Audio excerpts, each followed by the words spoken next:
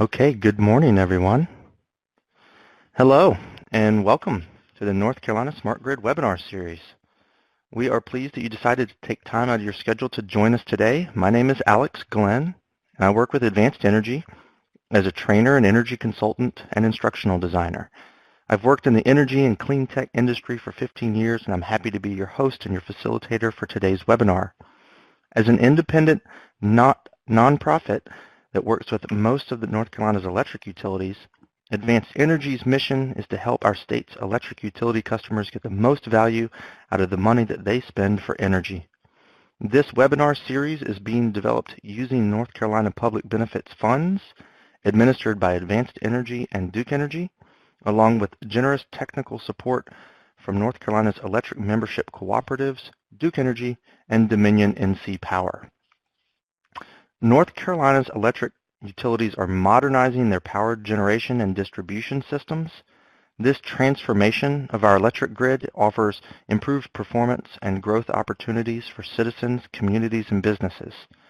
That's why we're happy to bring you information about smart grid technologies and systems that are being deployed here in North Carolina and how you might be able to benefit from them. So today, we continue our 2018 Smart Grid webinar series with an educational webinar on grid resiliency and its potential impacts on customers in North Carolina. We will provide an overview of grid resiliency, grid infrastructure investments and actions, and efforts underway to protect the power grid in North Carolina. We would really like to hear from all of you on the line during this webinar. So please feel free to post your questions or comments in the Q&A box on the upper right side of your screen. We will address those comments and answer as many questions as we can during the Q&A period at the end of our presentation. I'd also like to mention that we have a website, ncsmartgrid.org, where all of the smart grid resources are available to you. We have case studies, educational videos, upcoming events, and links to all of our smart grid resources. So please make sure to visit ncsmartgrid.org to access this wealth of information. And another note, this webinar is actually being recorded, and we will make it available to you if for any reason you have to drop off the line or you can't stay with us the entire time. We'll send a follow-up email where you can access the webinar recording as well as any of the additional links to the smart grid resources that we mentioned in today's webinar.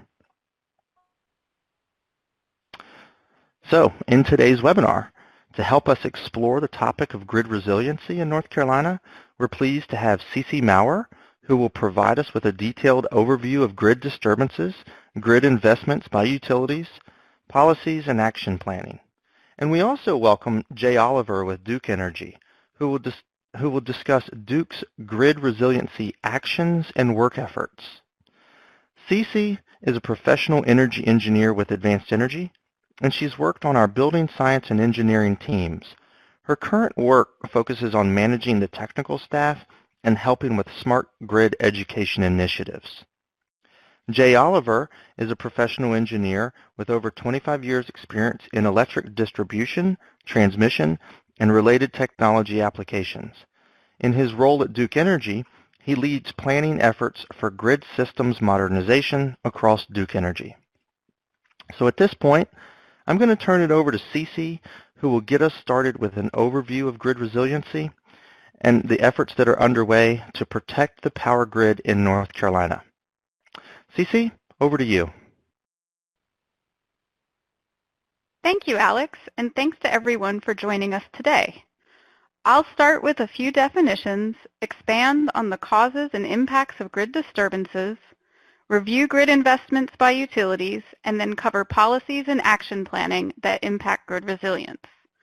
I'll then turn it over to Jay Oliver to talk about activities and efforts at Duke Energy to improve grid resiliency in North Carolina. We want to start with gaining a basic understanding of the definition and or difference between the terms grid hardening, reliability, and resiliency. Hardening is physically changing the infrastructure to make it less susceptible to damage from extreme wind, flooding, or flying debris. Hardening improves the durability and stability of the energy infrastructure. So when we refer to hardening, it's an activity that is done to prepare ahead of an event. Reliability is generally defined as the percent of time the grid is available. Reliability involves planning for common, frequent events. We contrast and complement these terms with resiliency, which is defined as maintaining services despite an outage or the ability to recover from major events. Resiliency involves planning for infrequent, highly critical events. So these terms do have distinct meaning, yet they are intertwined, and we usually cannot talk about one without the other. Regulation and markets recognize and compensate reliability, and there is more activity now to address resilience. There are numerous metrics used in the utility industry called reliability indicators. One metric we will use today is the System Average Interruption Duration Index, referred to as SCADA. This index provides the average outage duration for each customer served. It is calculated by taking the sum of the duration of all customer interruptions divided by the total number of customers served. Another metric is the System Average Interruption Frequency Index, referred to as SAIFI. This index provides the average number of interruptions that a customer would experience. It is calculated by taking the total number of customer interruptions divided by the total number of customers served. Note that SCADA and SAIFI may not reflect the customer experience of momentary interruptions or outages less than 5 minutes, which are tracked by other indicators. Another term is Major Event Day, or MED. An MED is a day in which the daily system SCADA exceeds a threshold value. MED events exceed reasonable design and are operational limits of the electric power system, but are not necessarily a result of named storms or a major catastrophic event. For context, the daily SCADA threshold value for MEDs for Duke Energy Progress in Carolinas is around 5, meaning an average customer outage of 5 minutes in a day. A percentage of events categorized as MED are referred to as high-impact, low-frequency events, or HILF. These events have the potential to cause catastrophic impacts to the power system or high consequences. However, their occurrence has low probability, so they either rarely occur or in some cases have not occurred to date. This makes planning for these events challenging yet still necessary. Events that can be categorized as high impact, low frequency include cyber attacks, physical attacks, certain natural disasters such as earthquakes, tsunamis, and large hurricanes, and geomagnetic disturbances.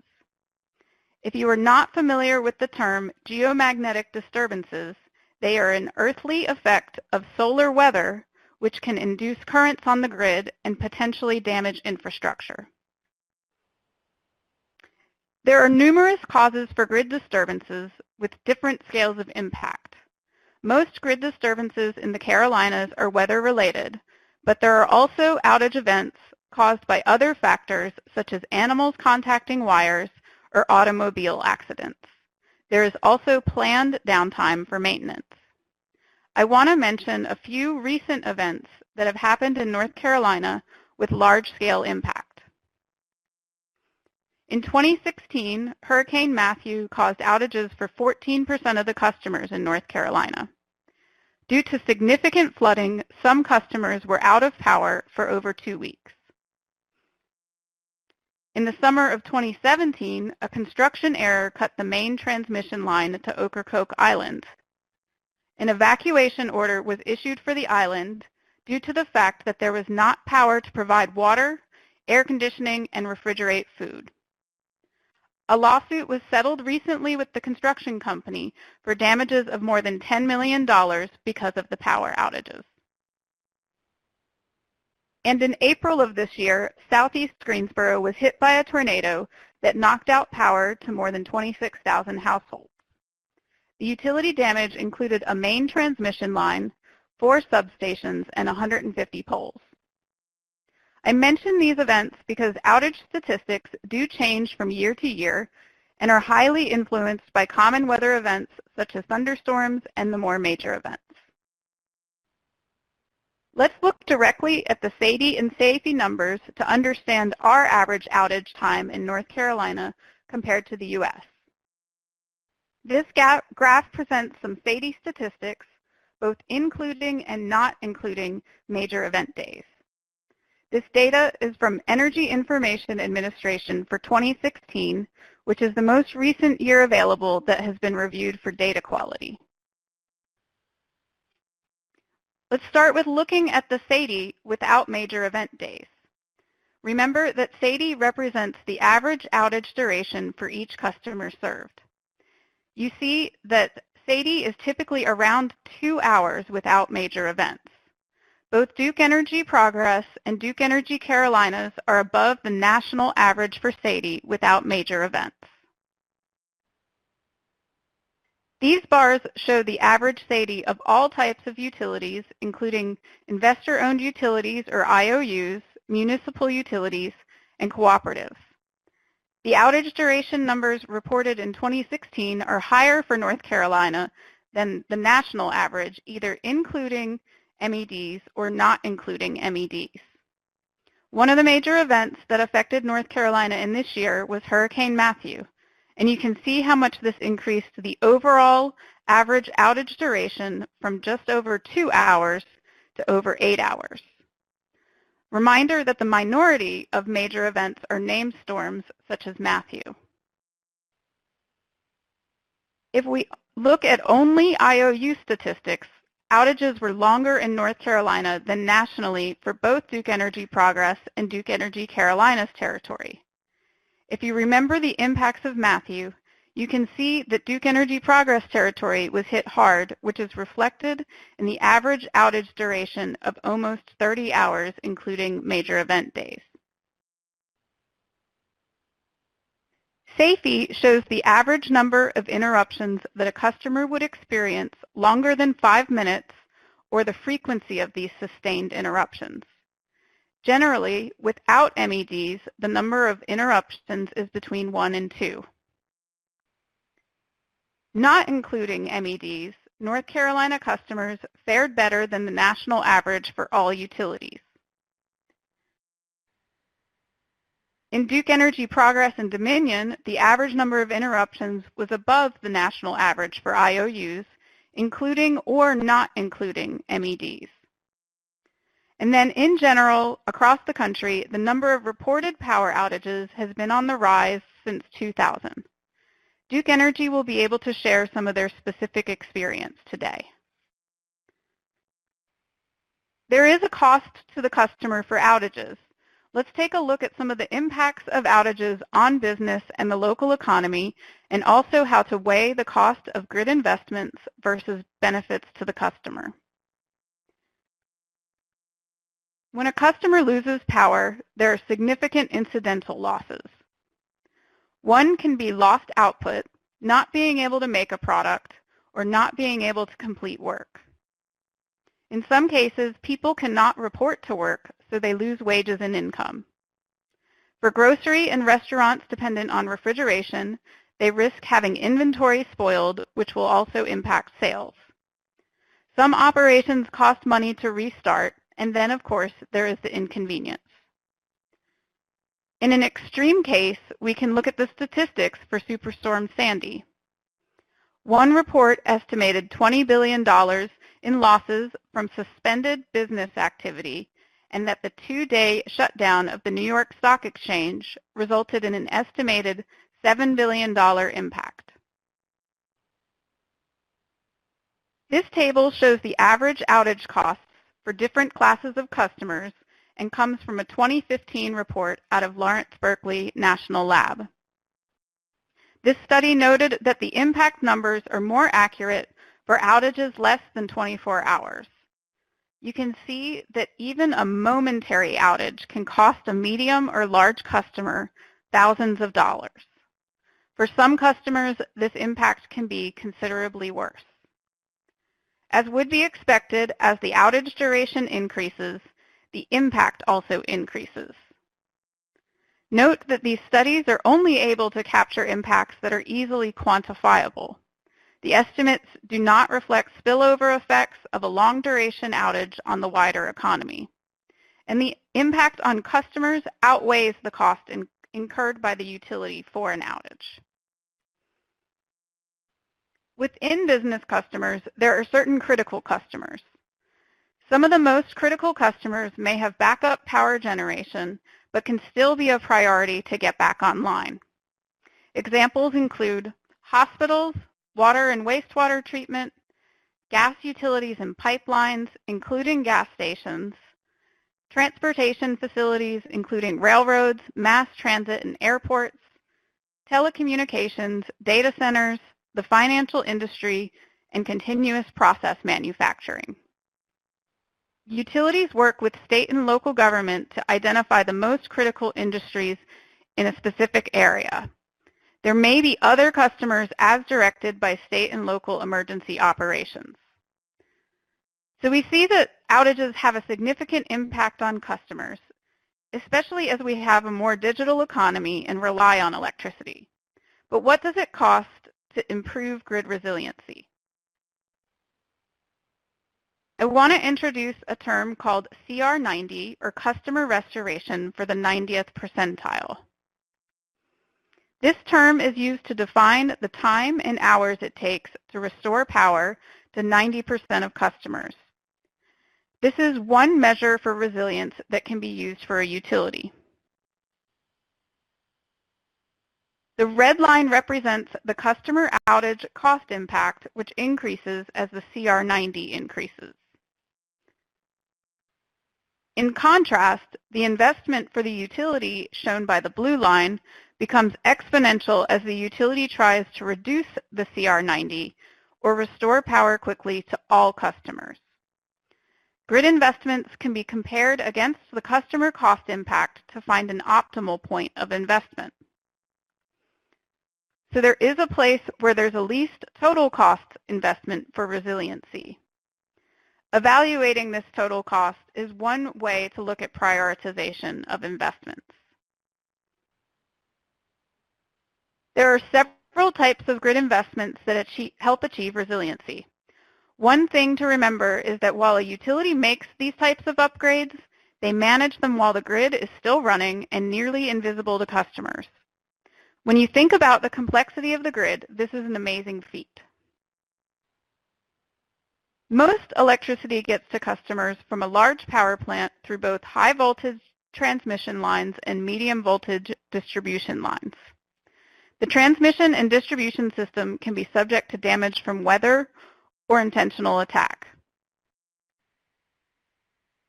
I want to highlight that there are thousands of miles of overhead transmission and distribution infrastructure and underground distribution lines in North Carolina. And these images show major damage that can occur in transmission and distribution. Some example hardening activities that improve resilience are upgrading the poles or transmission lines, using submersible equipment, elevating substations, reinforcing flood walls, and undergrounding transmission and distribution lines. Upgrades to the transmission and distribution system are expensive. Some example costs are shown here, although costs will vary widely based on equipment, terrain, and a specific utility's need. The examples shown here include upgrades to protect from flooding, such as using submersible equipment or elevating substations, and you can see that there is a large variance in elevating substations. There are also measures that protect from wind damage, including undergrounding distribution lines and installing guy wires. There's also a wide variance in the cost of undergrounding distribution lines of $100,000 to $5 million per mile. Utilities prioritize these types of upgrades based on their specific infrastructure, existing equipment life, vulnerability factors, and the potential to help restore power to the most customers. Another category of upgrades to increase resilience is self-healing and optimizing networks. The goal of these networks is to provide flexibility within the grid to restore power to customers quickly. A self-healing network uses digital smart sensors at substations and power lines to detect the location of a problem and then enables switches to isolate a section of damaged lines. Grid intelligence automatically figures out the best way to reroute power to as many customers as possible. Self-optimizing grids are essentially enhanced self-healing networks. A self-optimizing system has many more switching devices, allowing fewer customers to be affected by adverse events. Currently, the existing grid is set up like the picture on the left, more of a radial system from a central point, and is not designed for this flexibility. The future self-optimizing grid will look more like a spider web, similar to the picture on the right. For more information, you can check out our webinar focused solely on this topic that's available on the NC Smart Grid website. Another area of investment is in back-office systems and integration of the different tools used by utilities during an outage. Many utilities have different systems for distribution management, outage management, and supervisory control and data acquisition, also called SCADA. These systems capture and analyze data from thousands of devices on the distribution system. Investments and upgrades in these tools and their integration help to enable implementation of the self-optimizing grid, provide the analytical capability to optimize grid performance, and enhance cybersecurity. Another approach for resilience is microgrids. A microgrid is defined as a series of interconnected loads in distributed energy generation with the ability to island or disconnect from the main utility grid. While currently microgrids are being deployed as pilot projects and at some critical sites, the utility grid of the future will essentially be a series of interconnected microgrids. Storage is often integrated into a microgrid. A great example of using storage for resiliency is being implemented in the town of Hot Springs, North Carolina. More information on both microgrids and storage are available in previous webinar recordings on the NC Smart Grid website. And the last category of investments I'm going to mention is cybersecurity. The utilities are, of course, investing in programs that address both privacy and security to protect customer data and prevent unauthorized access to control systems. The increased automation and interconnection between the power grid systems raises the importance of having adequate security. Details about these measures are considered confidential.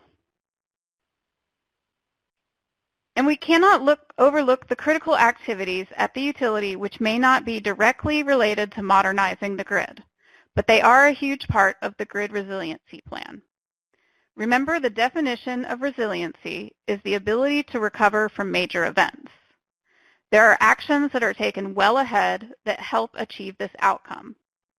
Examples include having portable generators, procuring spare equipment, and having fuel for emergency vehicles. The last topic I will cover today is policies and action planning. Federal, state, and local governments have been looking at policies centered around resilience. There is activity at various levels of government with collaboration from many stakeholders.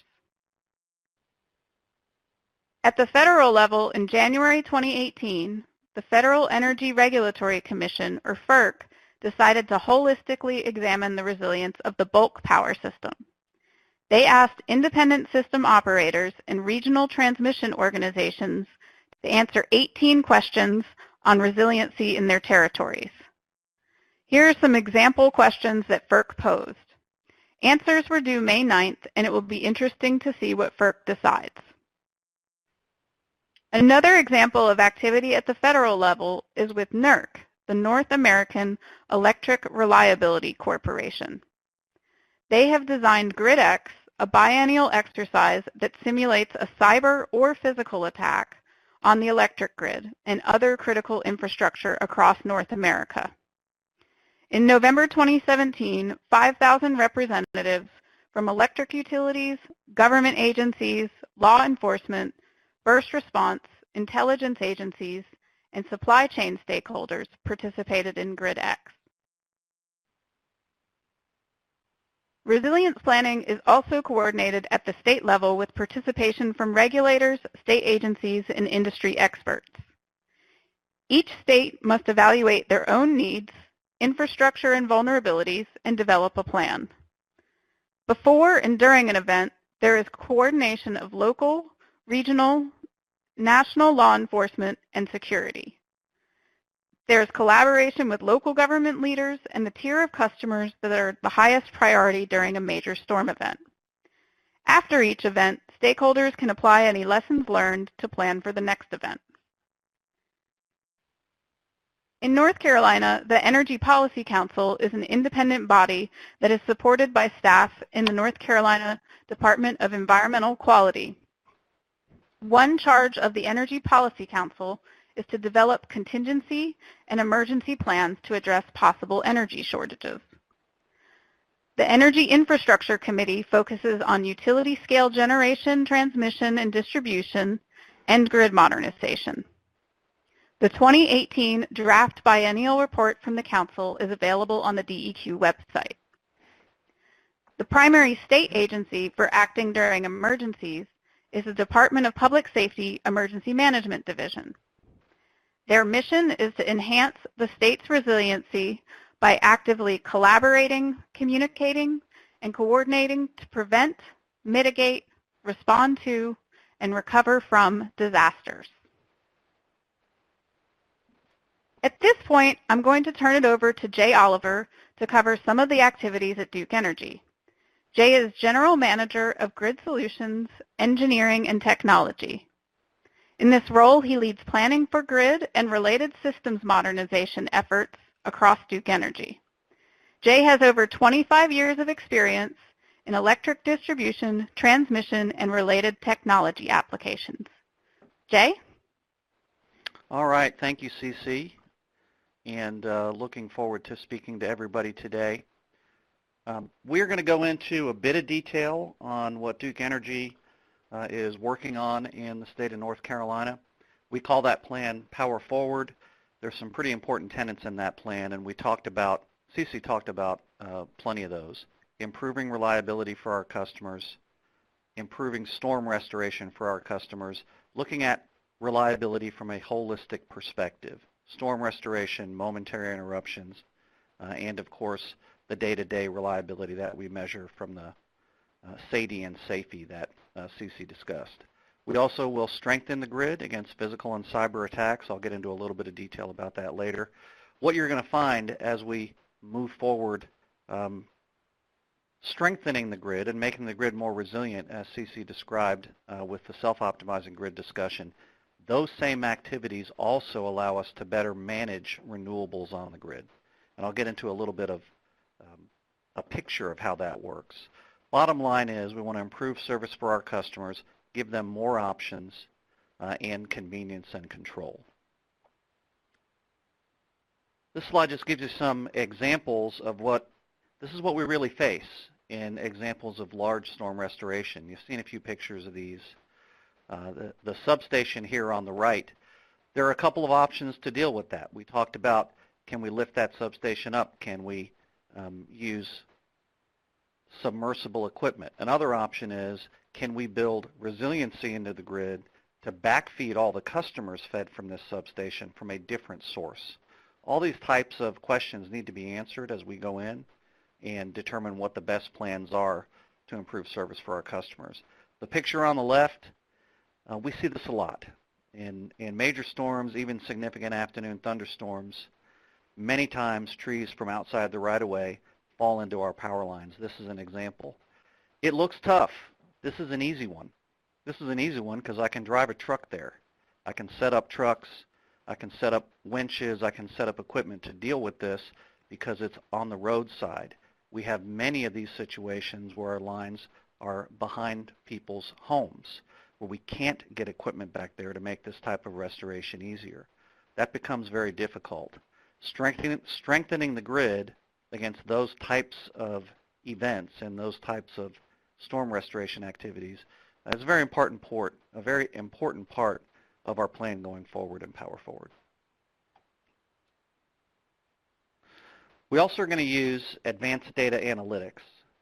We've always been able to analyze certain things about our system.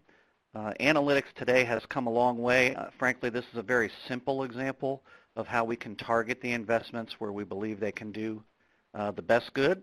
It's a good example of cost effectiveness, something that we talked about a little bit earlier. Up here on the upper left is a pictorial generally of the Western Carolinas, what we would call the DEC service territory. These are all outages that we see in a year, plotted by individual customer premise. Now let's zoom in a little bit on that, and that's what you see with the round circle on the right. The premises in red have 6 or more outages. Now these would be sustained outages that are greater than 5 minutes. Many customers experience momentary interruptions based on these outages. This is just sustained outages. You can see how it gives us an idea of what our customers are experiencing at a much more granular level, so we can target investments directly to those particular customer premises. Okay, we're going to talk a little bit more about self-optimizing grid. CC had a good example of that. It is very much in that resiliency category for us. There's a couple of reasons why self-optimizing grid is a main focus as we move ahead with Power Forward. Think about managing the distribution grid in segments versus circuits. That's the high-level focus of self-optimizing grid. As I came up through the engineering ranks at the company, the time I spent in distribution engineering, I focused on circuits. A circuit typically in a residential fashion would serve approximately 2,000 customers, sometimes more, sometimes less. The mainline circuits run along the main streets. They're typically 3-phase and overhead. And these aren't fused in any way. We have tap line fuses or smaller protective devices that come off of these mainline circuits. We'll deal with those in a different way. Self-optimizing grid is about those main lines that run along the main streets that provide service to, again, approximately 2,000 customers. So 3 big categories, 3 big things we need to worry about with self-optimizing grid. The first one is, do we have an alternate source to connect to? Is there another circuit near or multiple circuits near? Do we already have connectivity? In other words, have we already built a connection to another circuit and have what we call a switching point there? If we have that, that's helpful. If not, we need to look for ways to build that in, and that includes options like energy storage as an alternate source there. We then look at capacity. We may have 2 circuits that are connected, but they're both fully loaded, and we couldn't pick up any load in an emergency situation. In such a case like that, we have to build capacity into both circuits. So in the event that one circuit was out, and you can go back to those pictures on the previous page for an example, we could backfeed fully the other circuit. That is building resiliency into the grid. Now, important thing, again, as we build this resiliency into the grid, we also prepare the grid for a future of renewable energy. Managing the grid in segments, having that capability to self-optimize, two-way power flow really allows us to much better handle the private solar and the energy storage that is coming onto our system. It's generally the most basic investment and starting point that you make for the grid of the future, particularly on the distribution side. And we're starting this now at Duke Energy, and it immediately benefits our customers in the resiliency and reliability that it brings. Longer term, it will benefit our system in the ability to better manage distributed energy resources. Now here's a real-world example of self-optimizing grid. And these are 4 circuits that I described. Let's say they each serve about 2,000 customers or so, and they're different colors. And what we've got here are these boxes represent current switches, and these would actually be SCADA control switches. So we actually picked an example here that was already set up as a self-healing network. And a self-healing network, as Cece described, we've had previous webinars that have discussed that, but it essentially is circuits that are connected, have capacity and connectivity to backfeed each other. We don't have that everywhere. This is an example where we did, so it led itself, it's a good example to show today. So our current state was about 1,300 customers in between an automated segment. And again, think about managing the grid in segments of customers versus circuits. Now this is already complete by the way, when we finished moving this particular area into self-optimizing grid, we added multiple SCADA control switches and multiple open points. We added more connections into different circuits. We're now at approximately 470 customers per segment. So a typical example would be a car hit pole. Unfortunately, that happens quite a bit on our system. Car hit pole in the previous example, let me see if I can go backwards. So if I had a car hit pole in this example, we would self-optimize and about 1,300 customers would be left out in general. And to deal with a car hit pole, you're probably looking at, depending on the severity, anywhere from 4 to 6 hours to get that resolved. So that's a pretty significant outage time for many customers.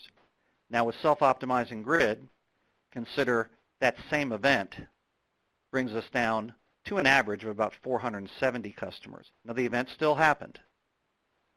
We still have to go out and deal with that, and we still have customers out, but the effect of that event is much reduced by self-optimizing grid. So this is a good example of how, from a resiliency perspective, the grid can recover faster when we have a major event like a car hit pole. Another example of, this would be more of a hardening benefit for us, would be the targeted undergrounding program. So Cece talked about this in her example. You want to be targeted with these. Make sure you pick the areas where you have the most interruptions and the biggest effect during both major storms and sunny days like it is today. And I'm going to give you sort of an example of the types of areas that we select for targeted underground. So I'm going to walk through this. We are engineers, so we have to have at least one schematic in the presentation. So this is the one schematic.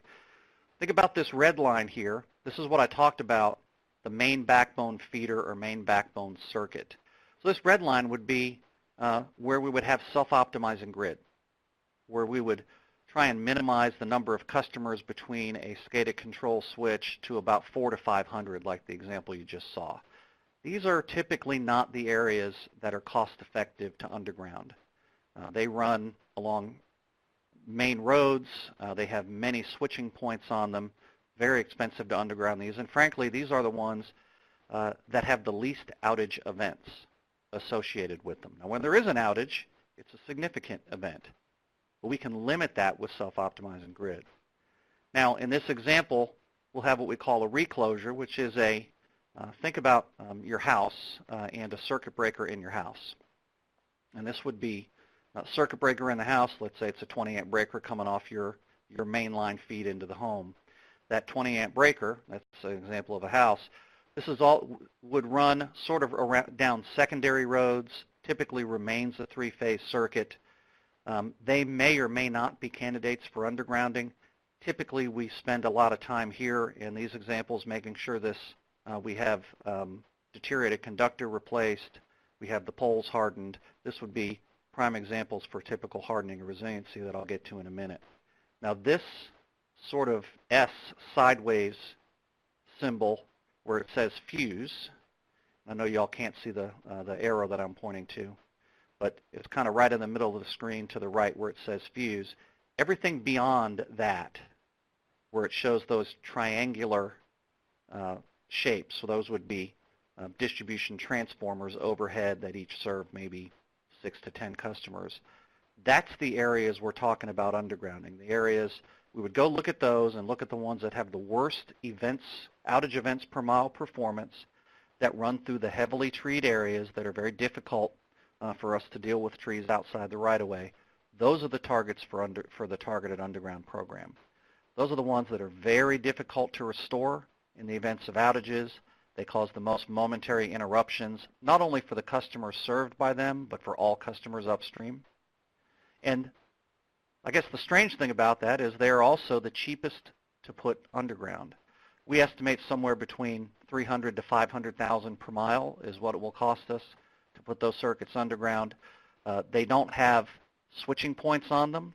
They simply just have a fuse that attaches to the main line, and it really becomes much more of a community engagement project, making sure the customers understand what's going to happen, know that we're going to be working in their area, and we have to work with them to get the appropriate right-of-way. Most customers so far that we have approached with a targeted underground proposal have been thrilled that we recognize that their neighborhood receives service that is less than our average. So I'll move on to the next slide. We're going to get into a little bit of details of typical distribution, hardening, and resiliency improvements. There are many, many programs that we have here, but I'll give you just a few highlights. Pole replacement and strengthening, uplift of underground cable and overhead conductor, animal mitigation, and the elimination of oil-filled equipment. We can typically replace what we call reclosures or circuit breakers in the past that were oil cooled with now vacuum technology.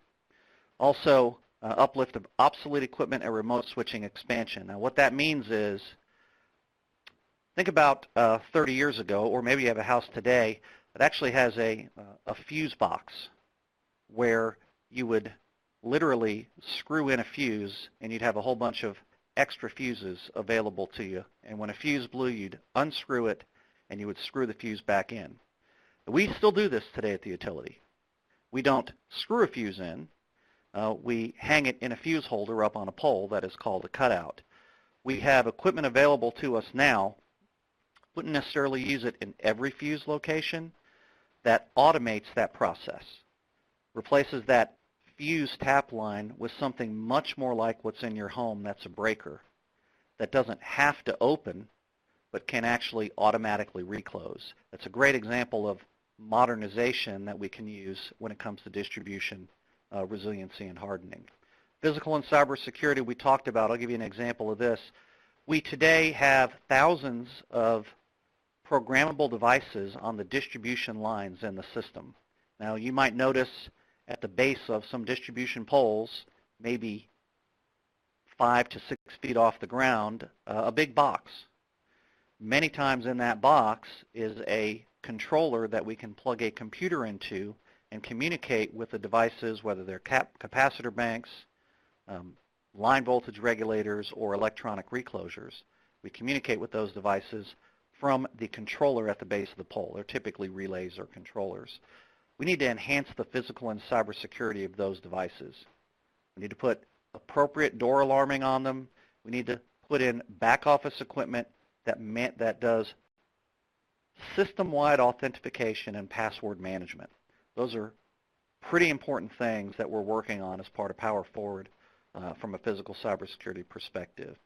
System intelligence, also very important. An example of this is our Advanced Distribution Management System.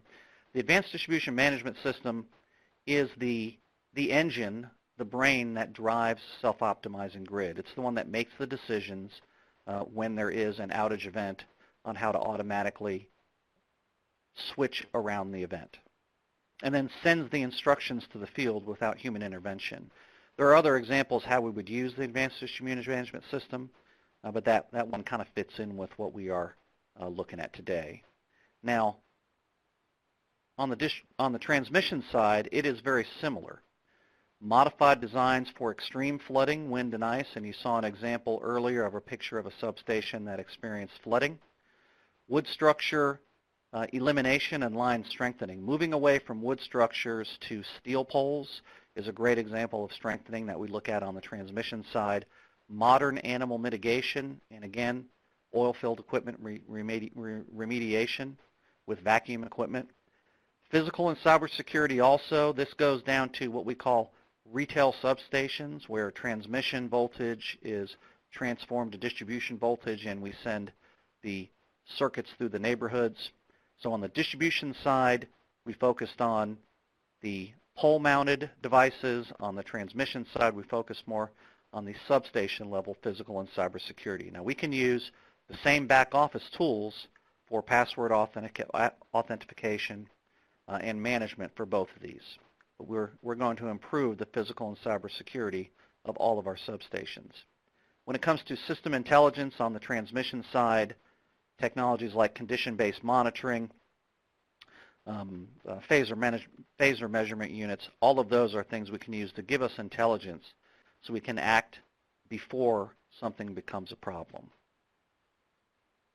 Now here's an example. We talked about storm restoration. I'll give you a real-world example, and this is the last slide. Figured it'd be a good one to end with.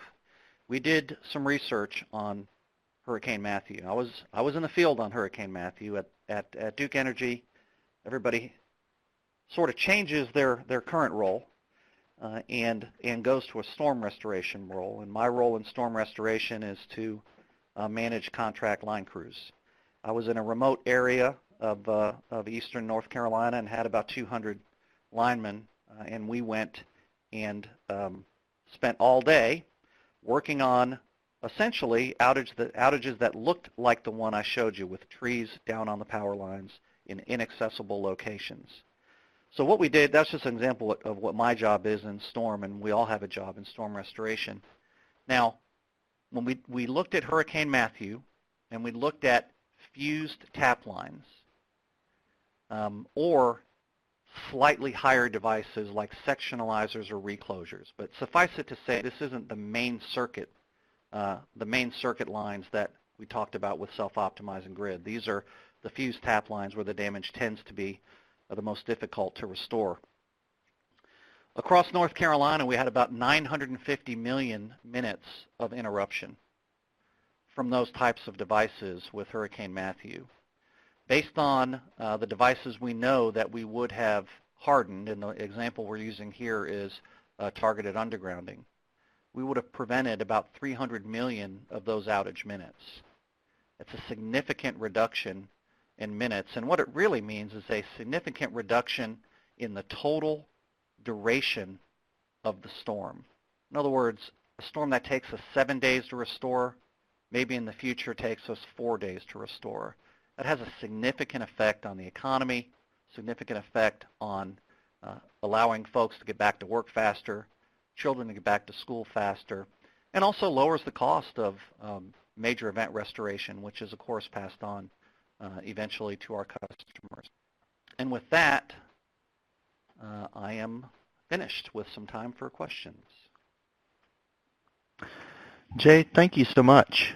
You really helped provide us with an overview of all the work efforts underway with Duke Energy to harden and protect the grid and to help improve your operations and your services to customers. That was a really valuable overview there of all the efforts that you have underway.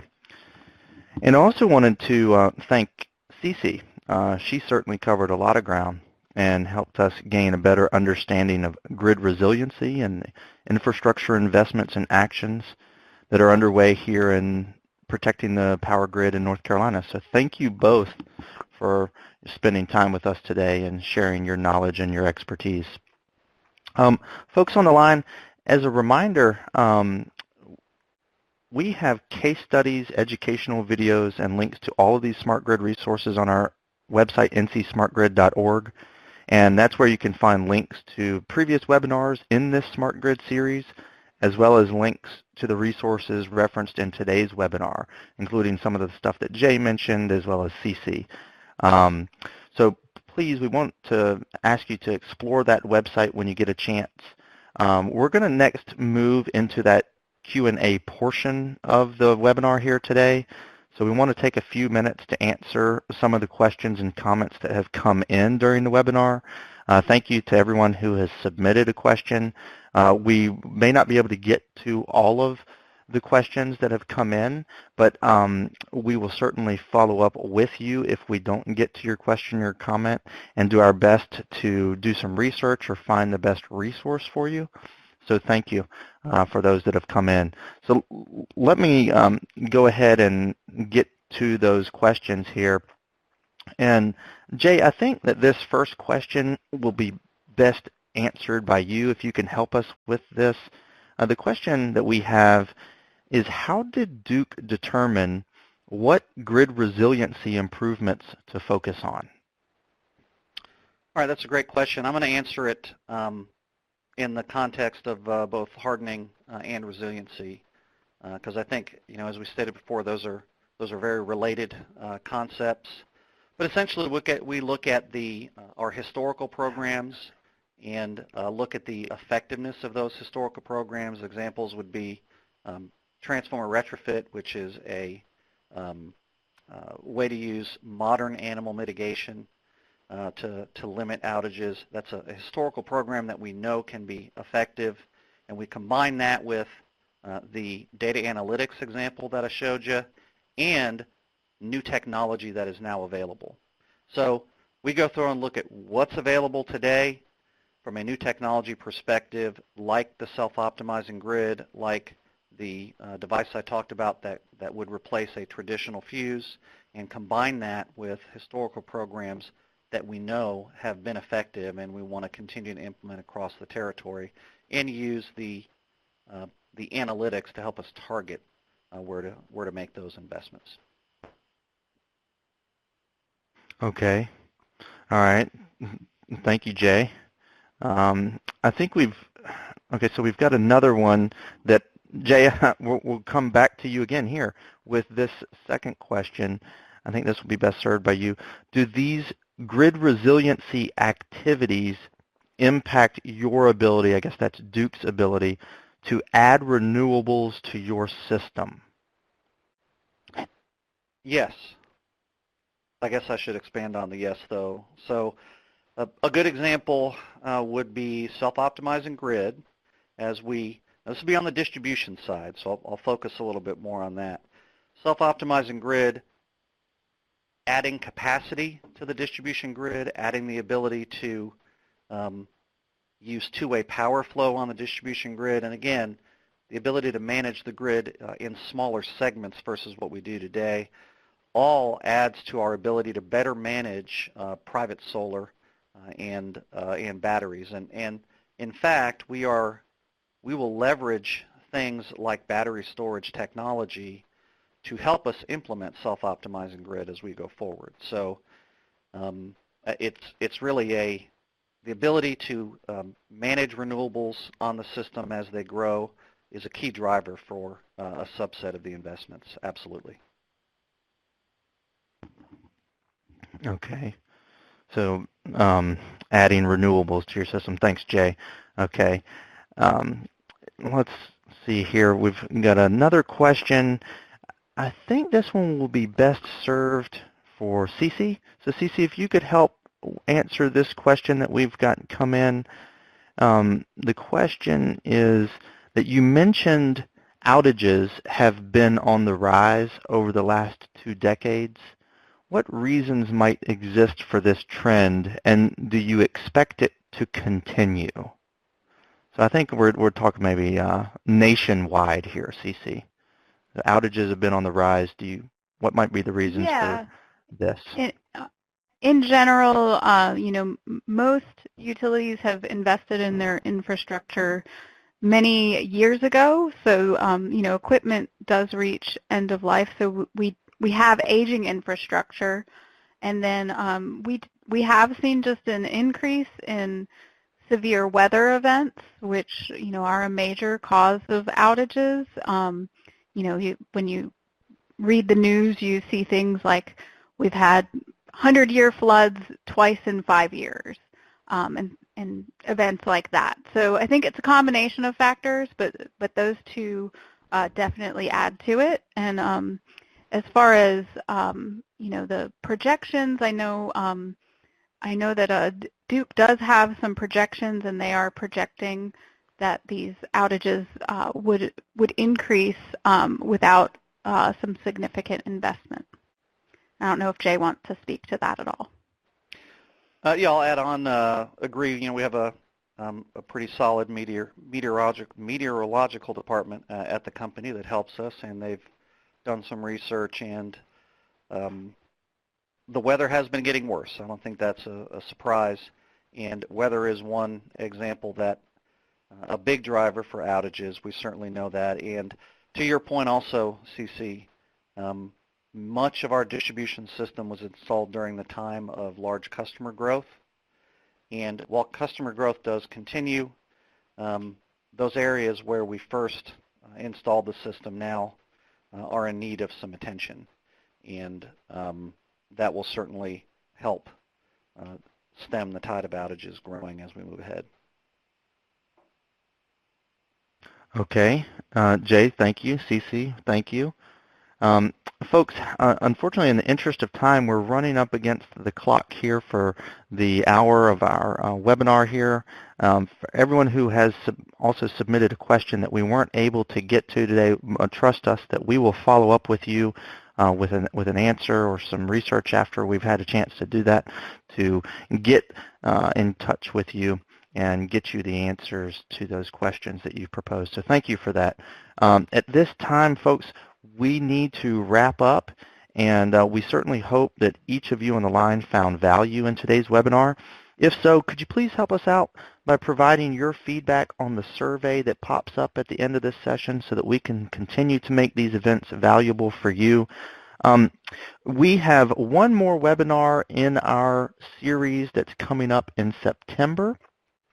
So please check out our Smart Grid Resources website for the date, and the reminders will be sent out to you via email if you're on our email list about that upcoming webinar in September. And we'll send a follow-up email additionally with a recording of this webinar and the resource links. So we encourage you to share that with your colleagues and your industry contacts, or forward that to your network when you receive it if you find value in it and you think that others might as well. So folks, we're grateful that you chose to take time out of your day to join us for this webinar, and we truly hope that you have a great day and take care. Thank you so much. Bye-bye.